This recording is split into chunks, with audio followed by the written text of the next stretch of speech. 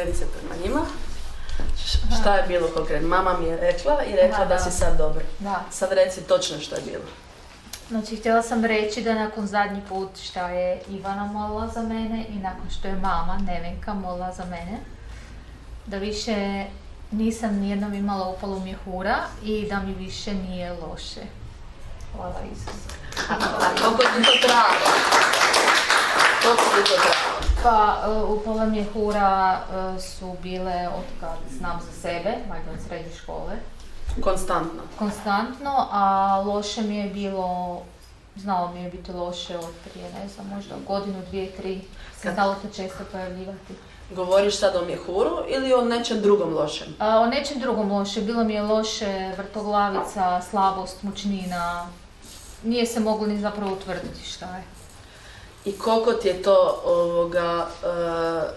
trajalo tjedno ili kako? Te vrtoglavice i to? Pa znalo se pojavljivati, možda je bilo vjerojatno povezano sa stresom ili s nečim. I hoćeš reći da je to sad nakon molitve sve otišlo? Da, sve otišlo. Da li to bilo i zbog one zapovjedne molitve koju sad tebi snimila iz Rovinja, pa si je slušala? Vjerojatno, da. I to, ok. Znači sad nemaš tegoba na mjehuru, znači mjehur je sad potpuno zdrav i nemaš nikakvih smetnji, nikakvih vrtoglavica ili već? Nemam ništa, odlično sam. Bravo!